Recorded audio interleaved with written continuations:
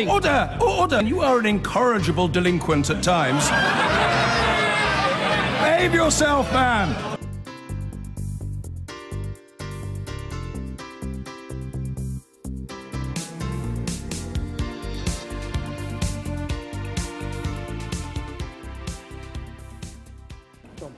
Now, he's got the backing of Donald Trump and is exactly the sort of populist ultra-conservative the president wants to see in the Senate.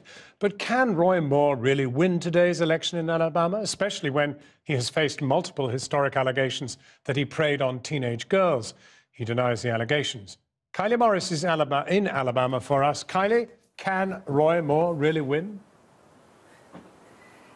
John, he should win. This is Alabama, remember, the reddest of the red states. The natural thing to happen is that the Republican wins here by a huge margin. I mean, let's look again at this kind of theatre, this red meat Republican vote casting, if there ever was one. Roy Moore and his wife riding in on their horses to the polling station today. Now, at the rally last night, indeed, there was a lot of theatre on show as well, all very reminiscent, in fact, of a Trump rally from last year's presidential election, lots of raging against the media, raging against Washington.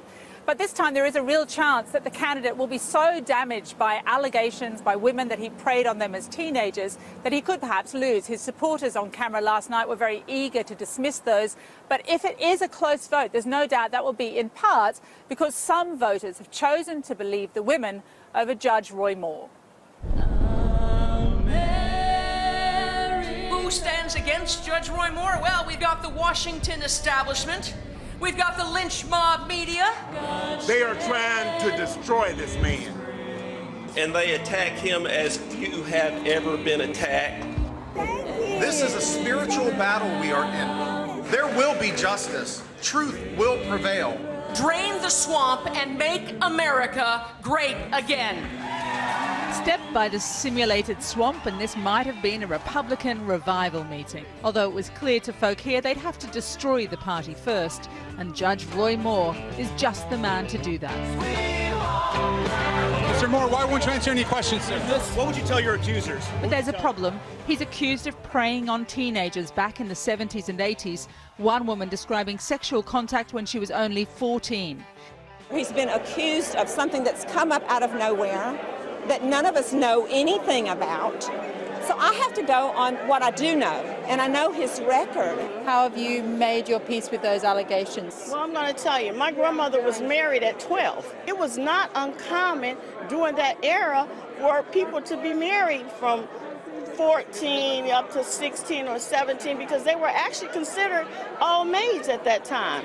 Jordan Wyndham, who's 17, says she's looked at the facts and doesn't believe the women accusing Roy Moore. I believe in innocent until proven guilty, and I haven't seen any convincing evidence of this. Have you seen any convincing evidence that it's not true? I mean, aren't these women in a way kind of taking a risk to come out and make these allegations if they're not true? They are, but it's been, what, 38 years? It just seems a little fishy to me. His campaign's messaging appears to have paid off, particularly after an endorsement from the White House itself. Perhaps the president saw in Roy Moore a kindred spirit. After all, he too has denied allegations of sexual misconduct made by women against him. Oh, and they have this guy in common too, descending from the heavens in Alabama last night, self-styled kingmaker Steve Bannon. Think of what went in to build this country. Are you prepared to give it up and let these elites take it and just give it away? That's the power that elected Donald Trump. That's the power that's going to elect Roy Moore tomorrow. That's the power they fear. What the people here are hearing is that the Trump victory last year was a miracle. The election of Roy Moore would be the next chapter in that. That they, the people of Alabama, are the firebreak who will change politics in America forever. And if that means the Republican Party gets a bit damaged in the process, so be it. There's a clique of old boy Republicans and Democrats that are working together to hurt the people of our country. And Roy Moore and Donald Trump are going to undo that. They're going to straighten it out. They're going to make America great again. Before Roy Moore could straighten things out, though, his wife Kayla wanted to clear something up. Fake news would tell you that we don't care for Jews. I tell you all this because I've seen it all, so I just want to set the record straight while they're here.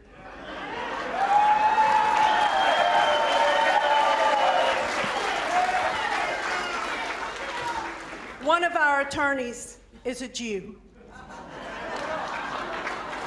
When he spoke, Roy Moore portrayed the women who've accused him as attention seekers and said he didn't want the votes of those who believe them. One thing I don't like the media has said, that a lot of people who are Republicans claim they're going to vote for me and just ignore what they believe. I'm going to tell you, if you don't believe in my character, don't vote for me. I want to make America great again with President Trump. I want America great, but I want America good, and she can't be good until we go back to God. In the darkness on the road outside, protesters supporting the Democratic candidate Doug Jones had gathered, some of them silently. Men, are you speaking this evening? No. But others were happy to express the hope that because of the allegations against Roy Moore, enough Alabama voters will break ranks and for the first time in their lives vote Democrat. I've seen that line be crossed. I've seen a lot of different Republicans and conservatives say, no, I can't possibly stand for this man and vote for Jones. And that's why he has a very real, very possible fighting chance. Now it's over to the voters of Alabama to decide, and their choice will have real repercussions both for the president and for the country. So even as this all plays out in Alabama, President Trump is pouring fuel on the firestorm over allegations against him of sexual assault and misconduct.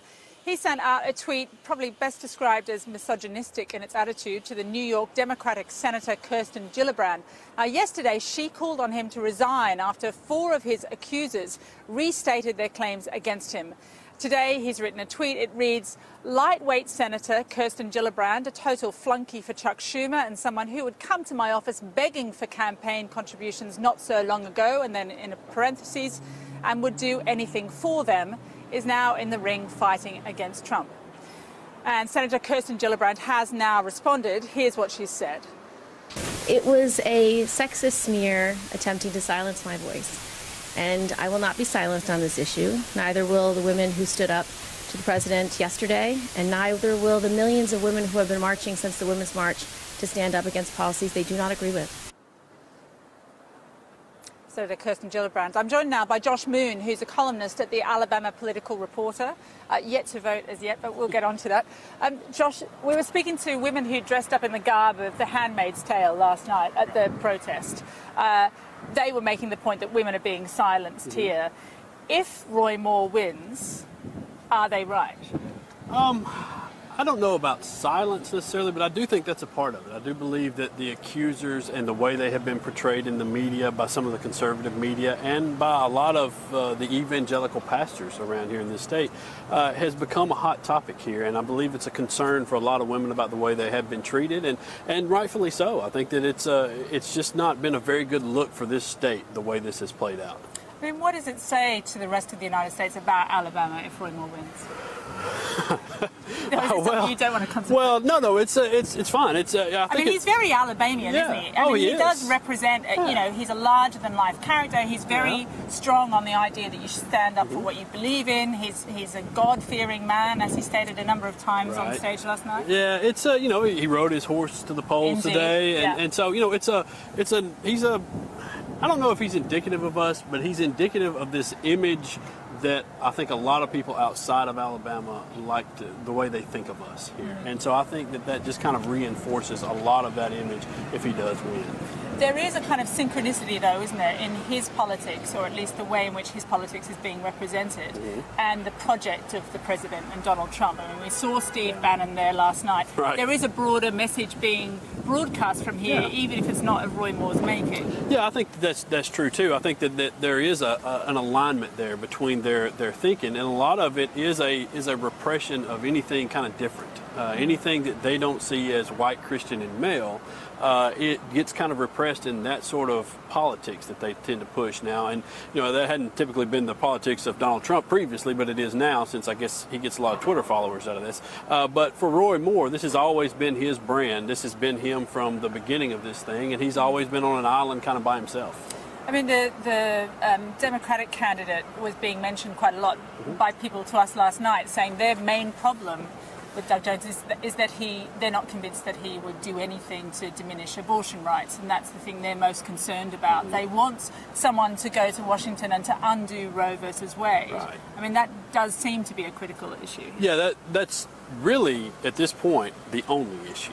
If you ask people who are supporters of Roy Moore why you would ever be a supporter of Roy Moore, that's really the issue here that they go to first. So even if they believe the women, they might vote for him because they feel so strongly about that. You hear them actually say those words, actually. You know, that we don't discount the women, but we believe that the abortion issue is so strong, we're still going to vote for Roy Moore in favor of that, even though Roy Moore is going to have no real effect on the abortion rights issue. Josh Mead, who are you voting for? Doug Jones. Thank you very much for joining us tonight. Thank you. That's all from Alabama. Now back to you in London. Kylie Moss. Major electoral setback for President Trump as voters in Alabama reject the Republican nominee for the first time in 25 years. The candidate Trump backed was mired in allegations of past sexual misconduct with teenage girls. So does this result have wider significance? The president deemed it must when, against the mood and advice of the Republican Party itself, Donald Trump backed the flawed firebrand judge and they followed along. It's a political miscalculation that's cost them a Senate seat and further exposed the sharp divide among conservatives in America. Also tonight, a critical vote in the Commons on Brexit within this hour. MPs are about to vote right now on whether Parliament must be given a say on the Brexit deal before it is finalised. The dementia patients left languishing in hospital for Christmas because there's nowhere else for them to go. And more questions for Labour MP Tulip Siddiq over her links to the ruling party of Bangladesh. Hope is her middle name. Born with her heart outside her chest, she is the first baby in this country to survive with this condition, thanks to pioneering surgery at only 50 minutes of age. So the Democrats are slightly stunned, celebrating their shock victory over Trump-style politics as African-American voters in particular turned out in big numbers to defeat the Republican candidate Judge Roy Moore in the Alabama Senate race. Doug Jones, the first Democrat to win the deeply conservative state in 25 years, declared his win was all about dignity. The question now is, where does that leave President Donald Trump? Well, we'll get back to the slicing and dicing of this politically in a moment. But our coverage begins in a home in Gadsden, Alabama, with one of the women who accused Roy Moore of sexual misconduct. Despite his denials, exit polls show that on the day, more voters believed the women than believed the judge. For Tina Johnson, this was a reckoning 26 years in the making. I'm sorry. The Roy Moore campaign denounced her as a liar and attention seeker when she accused the candidate of groping her in his legal offices when she, a vulnerable young mother at the time, sought his advice. Last night, she found a kind of justice. I am just thrilled that speaking out did make a difference and that we won't be silenced anymore, and that no matter where you at or what you do, you can speak, you can tell what happened. For the candidate who won by the narrowest of margins, a euphoric Doug Jones, this felt like justice too. I gotta tell you, I think that I have been waiting all my life and now I just don't know what the hell to say.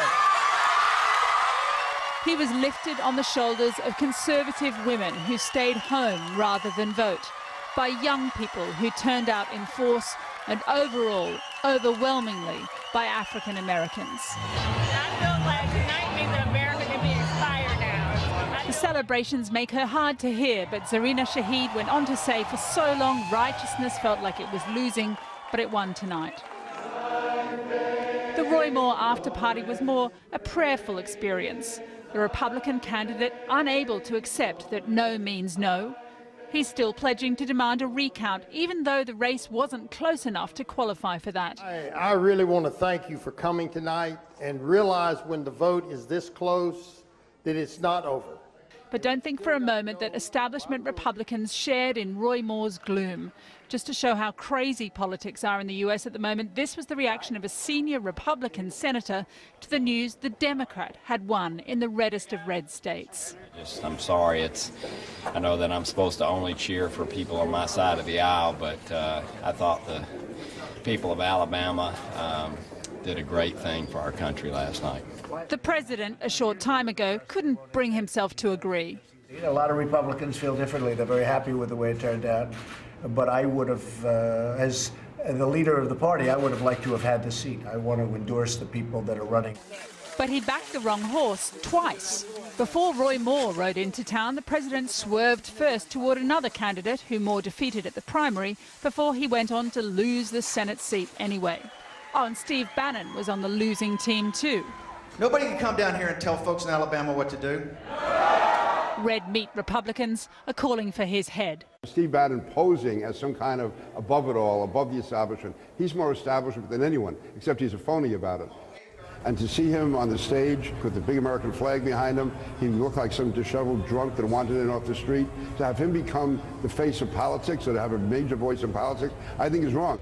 There was righteous anger on both sides, rising stars among the Democrats seizing the moment too.